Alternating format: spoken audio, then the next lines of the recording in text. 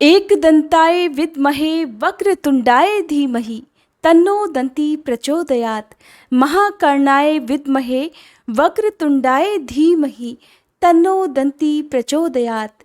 गजाननाय विद्महे वक्रतुण्डाय धीमहि तन्नो दन्ती प्रचोदयात्। ओम श्री गणेशाय नमः।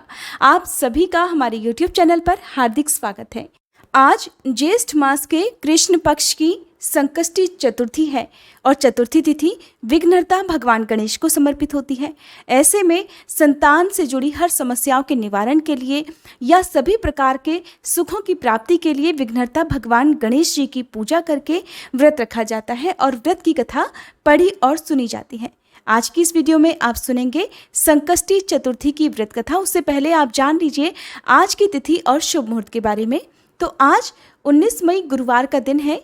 आज सूर्योदय का समय रहेगा सुबह 5:48, सूर्यास्त का समय रहेगा शाम 6:58 और चंद्रोदय का समय रहेगा रात 10:48 पर। क्योंकि चतुर्थी तिथि की पूजा रात को चंद्रोदय के बाद ही पूर्ण मानी जाती है। ऐसे में जो लोग भी भगवान गणेश जी की पूजा करके उपवास रखते हैं उन्हें रात को चंद्र देवता की पूजा करने के बाद ही अपना व्रत खोलना चाहिए। आइए अब सुनते हैं संकष्टी चतुर्थी की कथा।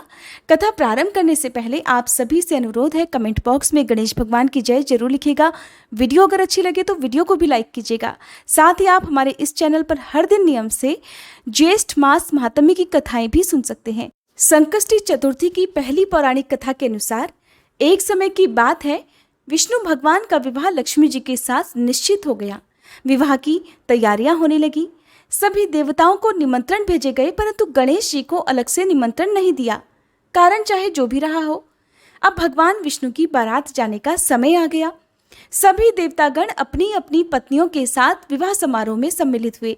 उन सभी ने देखा कि गणेश जी कहीं दिखाई नहीं दे रहे।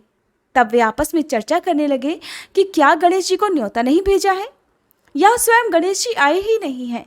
सभी को इस बात पर आश्चर्य होने लगा। तब सबने मिलकर विचार किया कि क्यों ना विष्णु भगवान से ही इसका कारण पूछ लिया जाए।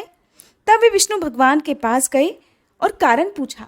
तब कारण पूछने पर विष्णु भगवान ने बताया कि हमने गणेश जी के पिता भोलेनाथ को तो न्योता भेजा है।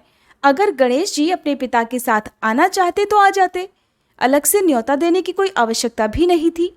दूसरी बात यह है कि उन्हें खाने में 1.25 मन मूंग, 1.25 मन चावल, 1.25 मन घी, 1.25 मन लड्डू का भोग दिन भर चाहिए। यदि गणेश जी नहीं आएंगे तो कोई बात नहीं, और वैसे भी दूसरे के घर जाकर इतना ढेर सारा खाना पीना अच्छा भी तो नहीं लगता। वे सभी अभी बातें कर ही रहे थे कि किसी एक ने उन्हें सुझाव दिया कि अगर गणेश जी आ भी जाएं तो उन्हें द्वारपाल बनाकर बिठा दिया जाएगा और कह देंगे कि आप घर की देखभाल करना, क्योंकि आप तो चूहे पर बैठकर धीरे धीरे चलोगे तो बारात से बहुत पीछे रह जाओगे। सबको ये सुझाव पसंद आ गया। तब विष्णु भगवान ने भी अपनी सहमति दे दी। अब होना क्या था, विवाह के लिए बारात चलने ही वाली थी कि इतने में ही गणेश जी वहां पर आ गए और उन्हें सुझाव के अनुसार समझा बुझाकर घर की रखवाली करने के लिए बैठा दिया गया। बारात चल दी।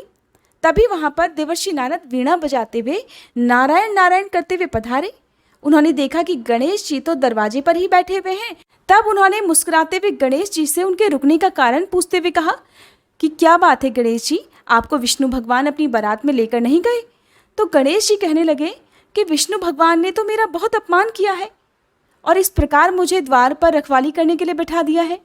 नारद जी मुस्कुराते हुए फिर से कहने लगे, कोई बात नहीं विघ्नहर्ता गणेश जी, आप अपनी मूषक सेना को आगे भेज दीजिए तो वह रास्ता खोद देगी, जिससे सभी बारातियों के वाहन धरती में धंस जाएंगे।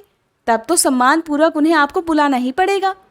अब गणेश जी ने नारद जी के कहे अनुसार अपनी मूषक सेना जल्दी से आगे भेज दी और देखते ही देखते उनकी मूषक सेना ने आगे की सारी जमीन पोली कर दी।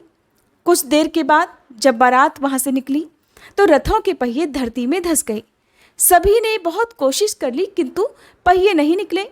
सभी ने लाख प्रयास करे परंतु पहिए तो निकले नहीं, बल्कि कई जगह से टूट गए।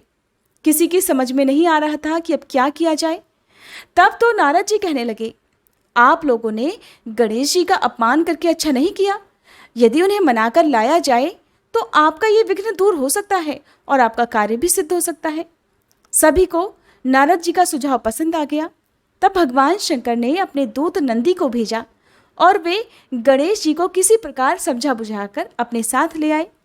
अब गणेश जी का आदर सम्मान के साथ पूजन किया गया। तब कहीं जाकर रथ के पहिए निकले।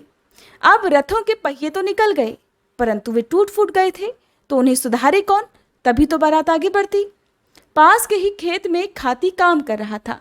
उसे बुलाया गया। खाती अपना कार्य प्रारंभ करने से पहले श्री गणेशाय नमः कहकर गणेश जी की मन ही मन वंदना करने लगा और फिर देखते ही देखते उस खाती ने सभी पहियों को ठीक कर दिया।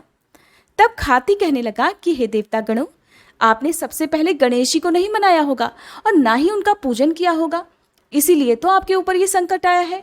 और हम तो मूर्ख अज्ञानी हैं। सबसे पहले गणेश जी की पूजा करते हैं, फिर उनका ध्यान करते हैं और तभी कोई कार्य का शुभारंभ करते हैं। लेकिन आप लोग तो देवतागण हैं, फिर आप भला गणेश जी को कैसे भूल गए? कोई बात नहीं, अब आप लोग भगवान श्री गणेश जी की जय बोलकर जाएं तो आपके सारे काम बन जाएंगे और कोई संकट भी नहीं आएगा। सभी को अपनी अपनी गलती का पश्चाताप हुआ और तब सबने गणेश भगवान का जय जयकार कर वहां से प्रस्थान किया। इस प्रकार विष्णु भगवान का लक्ष्मी जी के साथ विवाह संपन्न कराकर सभी सकुशल अपने अपने घर को लौट आए। हे गणेश जी महाराज, जैसे आपने विष्णु भगवान का कार्य सिद्ध किया, ऐसे ही इस कथा को कहने सुनने और हुंकारा भरने वाले सभी भक्तों के कार्य सिद्ध करना। प्रेम से बोलिए गजानन भगवान की जय। अब सुनिए दूसरी पौराणिक कथा। पौराणिक कथा के अनुसार एक बार देवतागण बहुत सारी विपदाओं में घिरे हुए थे। तब वह मदद मांगने भगवान शिव के पास कैलाश पर्वत पर आए। उस समय भगवान शिव के साथ उनके पुत्र कार्तिकेय जी और गणेश जी भी विराजमान थे। देवताओं की बात और समस्या सुनकर शिव जी ने कार्तिकेय और गणेश जी से पूछा कि तुम में से कौन देवताओं के कष्टों का निवारण कर सकता है। तब कार्तिकेय जी और गणेश जी दोनों ने ही स्वयं को इस कार्य के लिए सक्षम बताया। तब भगवान शिव ने दोनों की परीक्षा लेते हुए कहा कि पुत्रों, तुम दोनों में से जो सबसे पहले पृथ्वी की परिक्रमा करके वापस लौट आएगा, वही देवताओं की मदद करने जाएगा। भगवान शिव के मुंह से ये वचन सुनते ही कार्तिकेय जी अपने वाहन मोर पर विराजमान होकर पृथ्वी की परिक्रमा करने के लिए निकल पड़े। परंतु गणेश जी सोच में पड़ गए कि वो तो चूहे के ऊपर चढ़कर यदि सारी पृथ्वी की परिक्रमा करेंगे तो इस कार्य में उन्हें बहुत समय लग जाएगा, क्योंकि उनका वाहन तो चूहा है और चूहा बहुत धीरे धीरे चलेगा। ऐसे में उन्हें एक उपाय सूझा। गणेश जी अपने स्थान से उठे और अपने माता पिता की 7 बार परिक्रमा करके वापस बैठ गए। उधर पृथ्वी की परिक्रमा करके वापस लौटने पर कार्तिकेय जी स्वयं को विजेता बताने लगे। तब भगवान शिव ने श्री गणेश जी से पृथ्वी की परिक्रमा ना करने का कारण पूछा। गणेश जी कहने लगे, माता पिता के चरणों में ही समस्त लोक हैं पिताश्री। ये सुनकर भगवान शिव ने गणेश जी को देवताओं के संकट दूर करने की आज्ञा दे दी। इस प्रकार भगवान शिव ने गणेश जी को आशीर्वाद भी दिया कि चतुर्थी तिथि के दिन जो भी भक्त तुम्हारा सच्चे मन से पूजन करेगा और रात में चंद्रमा को अर्घ देगा, उसके तीनों ताप अर्थात दैहिक, दैविक और भौतिक ताप दूर हो जाएंगे, कष्ट दूर हो जाएंगे।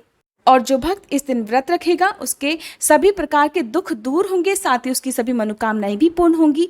उन्हें हर प्रकार की सुख समृद्धि की प्राप्त होगी, पुत्र पौत्रादि और धन ऐश्वर्य की कोई कमी नहीं रहेगी। इस प्रकार चतुर्थी तिथि की पौराणिक कथाएं समाप्त होती हैं। उम्मीद करती हूँ आज की ये वीडियो आपको पसंद आई होगी।